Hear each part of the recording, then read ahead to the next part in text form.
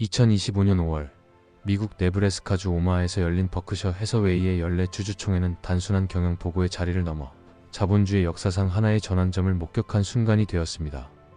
94세의 워런 버핏이 무대에 올라 올해를 끝으로 버크셔의 CEO 자리에서 물러날 것이라고 전격 발표했기 때문입니다. 이 같은 선언은 주주들에게 전혀 예고되지 않았던 일로 순식간에 현장을 술렁이게 했습니다. 버핏은 60년 가까이 버크셔를 이끌어왔습니다. 단순한 기업 운영자를 넘어 그는 한 세대 이상의 투자자들에게 신뢰와 철학을 제공한 인물입니다. 그가 남긴 말 한마디, 연례 주주서 한 줄은 곧장 글로벌 증시에 영향을 줄 만큼의 무게를 지녔습니다. 그런 인물이 올해 말을 기점으로 경영의 일선에서 물러난다는 사실은 단순한 은퇴 이상의 의미를 갖습니다. 그것은 곧 한 시대의 마침표이며 동시에 새로운 시대의 개막을 알리는 신호탄이라 할 수 있습니다. 버핏은 단호한 어조로 이제는 그렉 아벨이 CEO가 되어야 할 때가 왔다고 밝혔습니다. 예정된 후계자는 있었지만 시점은 누구도 몰랐던 상황이었습니다. 심지어 무대 위에 함께 앉아있던 그렉 아벨 본인조차 발표 직전까지도 정확한 일정을 알지 못했다고 합니다. 이는 버핏 특유의 절제된 리더십과 결정적인 순간까지 책임을 스스로 감내하겠다는 태도를 보여주는 대목이기도 했습니다. 이처럼 조용하지만 결정적인 방식으로 워런 버핏은 자신의 시대를 마무리하고 있었습니다. 20세기 후반부터 21세기 중반까지 이어진 그의 경영은 이제 막바지에 접어들었으며 자본주의 역사상 가장 상징적인 리더십 전환이 본격화되고 있습니다. 워런 버핏의 퇴임 선언은 버크셔 해서웨이 연례 주주총회의 가장 마지막 순간, 질의응답이 끝날 무렵 조용히 터져나왔습니다. 그 순간 오마하의 CHI 헬스센터에 모인 수천 명의 주주들과 관람객들은 숨을 죽인 채 그의 말을 경청했고, 짧고 단정한 발표가 끝났을 때는 이내 긴 침묵이 흘렀습니다. 그리고 곧 자리에 있던 모든 이들이 일어나 기립박수를 보냈습니다. 이는 단순한 환호가 아닌 한 시대의 끝을 마주한 경외심의 표현이었습니다. 몇몇 오랜 주주들은 무대 뒤편을 서성이며 감정을 억누르지 못했습니다. 2008년부터 매년 아내와 함께 주총을 찾았다는 미네소타주 디페이븐 출신의 주주 브랜든 스웬슨은 현장에서 직접 이 소식을 들으니 충격이 크다며 아마 내년에도 모임은 열리겠지만 과연 이전과 같은 의미를 가질 수 있을지는 모르겠다고 말했습니다. 많은 주주들이 이 발언에 공감했고 그 말은 무거운 울림을 남겼습니다. 사실상 이 주주총회는 단순한 재무 보고나 기업 설명의 장이 아닙니다. 이는 자본주의의 우드스탁이라 불릴 만큼 버핏이라는 인물을 중심으로 한 문화적, 철학적 이벤트였습니다. 전 세계에서 몰려든 수만 명의 사람들은 버핏의 투자 철학을 배우기 위해 그리고 그와의 정신적 교감을 위해 이 자리를 찾았던 것입니다. 그만큼 버핏의 존재는 주주총회의 형식이 아니라 정신 그 자체였습니다. 이제 그 정신의 구심점이 사라지는 것이기에 주총은 물론이고 버크셔라는 조직 전체가 새로운 정체성을 모색해야 할 때가 되었습니다.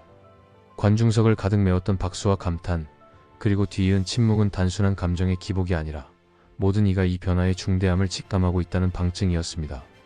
그 순간 수십 년간 축적된 신뢰와 추억이 무대 위 인물과 함께 서서히 막을 내리고 있었습니다. 워런 버핏의 이름은 단지 한 명의 투자자를 넘어 곧 하나의 철학이자 시대적 아이콘으로 자리 잡았습니다.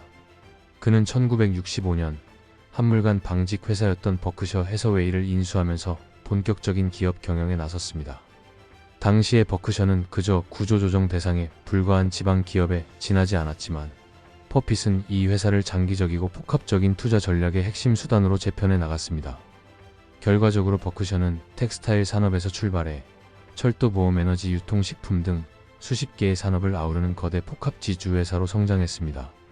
이러한 기업 확장은 단순한 인수합병의 결과가 아니었습니다.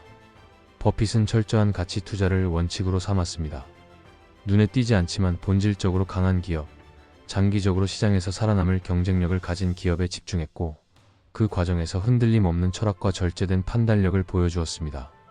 한 달러를 60센트에 사라는 그의 투자 격언은 수많은 투자자들에게 기준점이 되었고 오마하의 현인이라는 별칭은 그 신중하고 통찰력 있는 경영 태도를 상징하게 되었습니다. 특히 버핏은 연례 주주서한을 통해 단순한 기업 성과를 넘어선 통찰을 공유하며 글로벌 투자자들로부터 경외심을 받아왔습니다. 그 서한은 회계지표 이상의 이야기를 담고 있었고 기업 문화와 자본주의의 본질, 윤리적 경영에 대한 성찰이 담긴 일종의 철학적 기록이었습니다. 이를 통해 그는 단기 이익에 몰두한 월스트리트의 방식과는 다른 장기적이고 도덕적인 자본주의를 실현해 왔습니다. 그의 리더십 아래에서 버크셔는 단지 투자 수단이 아니라 투자자들에게는 안전자산이자 철학적 동반자로 여겨졌습니다. 오마하에서 열리는 연례 주주총회는 어느 순간부터 버크셔 축제가 되었고, 투자자들은 재무제표를 보기 위해서가 아니라 퍼핏의 한마디 한마디를 들으러, 그리고 그의 철학을 직접 느끼기 위해 모여들었습니다. 그렇게 이번 퇴임 선언은 단순히 한 CEO의 자리 이동이 아니라 현대 자본주의가 의지해온 안내자의 은퇴를 의미합니다. 버핏은 자신의 경영을 통해 돈을 어떻게 벌 것인가가 아니라 어떻게 벌어야 정당한가를 끊임없이 고민하게 만들었습니다.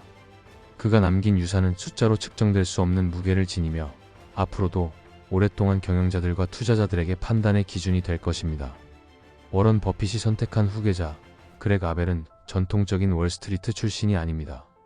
그는 캐나다의 황량한 대초원지대 프레리 지방에서 태어나 성장했으며 전형적인 기술 기반 산업 분야에서 경력을 시작한 인물입니다.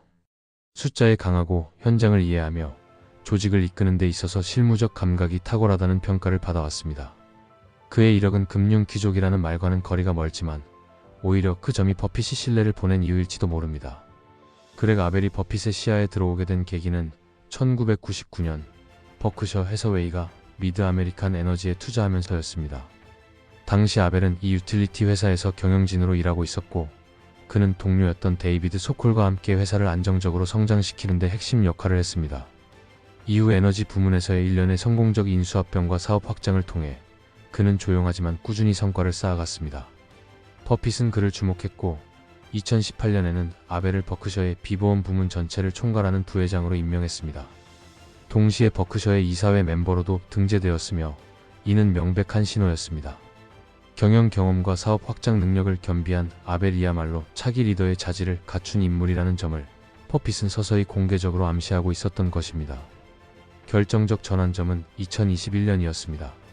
이에 버핏은 공식적으로 내가 없을 때 버크셔의 CEO는 그렉 아벨이 맡을 것이라고 밝혔습니다.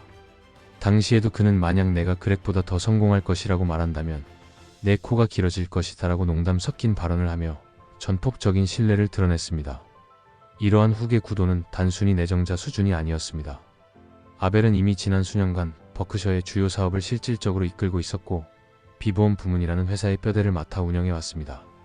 버핏이 천천히 자리를 비우는 과정에서 아벨은 조직 내외부에서 자연스럽게 다음 사람으로 받아들여졌습니다. 버핏은 후계자를 택함에 있어 단순한 실적 이상의 기준을 적용했습니다. 숫자뿐 아니라 철학과 문화 그리고 신뢰의 문제였습니다.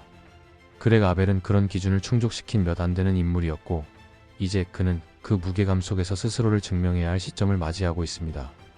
워런 버핏의 퇴임은 단순한 CEO 교체 이상의 구조적 전환을 의미합니다. 버크셔 해서웨이는 전통적인 다각화 기업과 달리 극도로 분권화된 운영 구조와 창업자 중심의 의사결정 체계를 고수해왔습니다. 이런 조직에서는 창업자의 존재감이 거버넌스 그 자체인 경우가 많으며 버핏은 지난 수십 년간 그런 존재였습니다. 그러나 이제부터는 그 거대한 조직이 스스로 균형을 찾아야 하는 전환기에 접어든 것입니다. 우선 버핏의 발표에 따르면 2026년부터 버크셔의 실질적인 경영 책임은 그렉 아벨에게 이임됩니다. 그는 모든 사업부의 최종 결정권자가 되며 자본 배분과 인수합병, 인력 전략에 이르기까지 광범위한 권한을 행사하게 됩니다. 특히 버핏은 이번 발표에서 나는 여전히 곁에 있을 수 있고 도움이 될 수 있는 몇몇 사안에 조언을 줄 수 있을지 모르지만 최종 결정은 그렉이 내릴 것이라고 못 박았습니다. 이는 단순한 권한 위임이 아닌 실질적인 지휘권 이양을 의미합니다. 또한 버핏은 의장직에서도 점진적으로 물러날 준비를 하고 있는 것으로 보입니다. 그는 이전부터 회사 철학의 수호자로 장남 하워드 버핏을 이사회 의장으로 세울 계획을 밝혀왔습니다. 하워드는 경영에는 참여하지 않지만 기업의 가치와 철학이 후대에도 유지되도록 하는 문화적 견제자 역할을 맡게 될 것입니다. 이는 버핏이 직접 밝혔듯 경영과 철학의 균형을 분리하여 유지하려는 시도로 해석됩니다. 그 외에도 이사회는 앞으로 그렉 아벨 체제에 맞춘 재조정이 예상됩니다. 지금까지는 버핏이라는 절대적 중심이 있었기에 강력한 통합이 가능했지만 그가 물러나면 각 계열사 간의 독립성과 본사 주도의 전략적 조율 사이의 균형을 어떻게 맞출지가 핵심 과제가 됩니다. 특히 수십 개에 이르는 자회사들이 자율적으로 움직이는 버크셔 특성상 CEO의 통제력과 철학적 일관성이 더욱 중요해질 것으로 보입니다. 이러한 거버넌스 전환은 단기적으로는 투자자들에게 불확실성으로 작용할 수도 있습니다. 그러나 워런 버핏은 오랜 시간 동안 천천히 이 전환을 준비해왔고, 무엇보다 그 과정에서 버크셔의 철학은 인물보다 오래 간다는 메시지를 일관되게 남겨왔습니다. 이제 그 철학이 실제로 조직 안에서 어떤 방식으로 뿌리내리고 작동하는지를 확인하는 시점이 도래한 것입니다. 워런 버핏의 퇴임 소식은 순식간에 글로벌 금융계에 전해졌고, 그 여파는 단순한 인사 뉴스 이상의 반향을 일으켰습니다. 버핏이 남긴 영향력은 단지 버크셔 해서웨이의 경영 실적에만 국한되지 않으며, 수십 년간 이어진 그의 투자 철학과 자본시장에 대한 신념은 전 세계 경제계 전반에 심대한 영향을 끼쳐왔습니다. 그가 물러난다는 사실은 시장에 있어서는 하나의 정신적 축이 사라지는 것으로 받아들여졌습니다. 먼저 재계 인사들의 반응은 찬사와 존경으로 가득했습니다.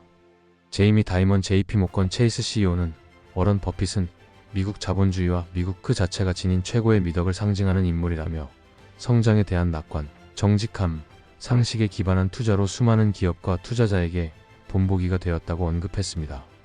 그는 지금도 그에게서 배우고 있으며 친구로서 그를 존경한다고 덧붙이며 진심 어린 경의를 표했습니다. 이와 같은 반응은 단순한 의례적 언급이 아닙니다. 버핏은 오랜 시간 동안 위기 시에도 시장의 중심을 잡아주는 신뢰의 상징으로 여겨졌습니다. 금융위기, 금리 혼란, 인플레이션, 공포 등 시장이 불확실성에 휘둘릴 때마다 그의 발언은 일종의 안정 신호로 작용해왔고, 장기 투자에 대한 신념을 다시금 환기시켰습니다. 이런 리더가 퇴장한다는 사실은 월가 내부적으로도 상징적 공백을 남기는 셈입니다. 버크셔의 주가는 퇴임 당일 비교적 안정적인 흐름을 보였으나, 이는 그가 이미 수년 전부터 아벨을 후계자로 공식화하고 사내 체계를 점진적으로 이양해왔기 때문입니다. 실제로 버핏은 사전 준비 없는 리더십 공백을 무엇보다 경계해왔으며, 철저한 내부 승계 원칙에 따라 조직의 일관성을 지켜왔습니다. 시장은 그 일관성에 신뢰를 보내고 있는 셈입니다. 그러나 동시에 투자자들과 애널리스트들 사이에서는 신중한 관망이 감지됩니다. 그렉 아벨이 뛰어난 경영자라는 데에는 이견이 없지만, 그는 버핏처럼 상징적 카리스마와 금융 철학을 동시에 갖춘 인물은 아닙니다. 특히 워런 버핏이라는 이름이 지니는 브랜드 효과는 단기적으로 기업 가치나 시장 신뢰에 보이지 않는 영향을 주고 있었기에, 향후 수년간 버크셔의 대외 커뮤니케이션과 철학적 리더십이 어떤 식으로 이어질지는 주요 관전 포인트로 떠오르고 있습니다. 이처럼 시장은 버핏의 은퇴를 존경과 신뢰 속의 작별로 받아들이면서도 포스트 버핏 시대의 첫 걸음을 조심스럽게 지켜보고 있습니다. 워런 버핏의 퇴장은 단지 한 기업의 경영자 교체를 의미하지 않습니다. 그것은 곧 하나의 사고방식, 경영 철학, 그리고 자본주의에 대한 믿음의 시대가 마무리되었다는 역사적 선언이기도 합니다. 그의 이름은 수익률이나 보유 자산 이상의 무게를 지니고 있었습니다. 그것은 오랜 시간 동안 시장이 신뢰할 수 있는 나침반이었고, 인간적인 자본주의가 가능한지를 보여준 실존하는 증거였습니다. 그렇기에 버핏이 퇴장하는 순간은 단지 과거의 영광을 되새기는 데 그쳐서는 안 됩니다. 이제 버크셔 해서웨이는 물론이고 전 세계의 기업과 투자자들은 새로운 질문과 마주하게 되었습니다. 버핏 없는 버크셔는 어떤 방향으로 나아갈 것인가? 가치 투자와 윤리적 경영은 여전히 유효한가? 이 기업의 철학은 인물 없이도 지속 가능한가? 이 질문들에 대한 해답은 앞으로 수년 동안 새로운 리더십과 시장의 상호작용 속에서 차근차근 드러날 것입니다. 그렉 아벨은 실무 능력과 경영 감각 모두에서 충분한 자격을 갖춘 인물이지만, 그가 진정 버핏의 유산을 계승할 수 있을지는 아직 검증되지 않은 과제입니다. 특히 외부의 신뢰를 이끌어내고 복잡다단한 자회사들과의 철학적 통일성을 유지하며 동시에 새로운 시대의 경영 전략을 정립하는 일은 쉬운 일이 아닙니다. 버핏은 은퇴를 선언하면서도 나는 여전히 곁에 머물 것이고 경우에 따라 도움이 될 수는 있을 것이다라고 말했습니다. 하지만 그가 직접 말했듯 이제 최종 결정권은 그렉 아벨에게 있습니다. 더 이상 버핏의 그림자가 아니라 온전히 그 자신의 이름으로 회사를 이끌어야 할 시간이 온 것입니다. 다음번 오마의 봄, 수만 명의 주주들이 다시금 이 도시에 모이겠지만 그 무대 위에는 더 이상 워런 버핏이 앉아있지 않을 것입니다. 그 자리는 비어있는 듯 보이겠지만 사실은 그의 철학과 원칙이 여전히 그 자리를 지키고 있어야 할 것입니다. 그 유산이 어떤 형태로든 이어질 수 있다면 비로소 우리는 버핏 이후의 시대 역시 자본주의의 또 다른 진화를 위한 장이 될 수 있음을 믿을 수 있을 것입니다. 영상을 시청해 주셔서 감사합니다. 구독과 좋아요 부탁드립니다.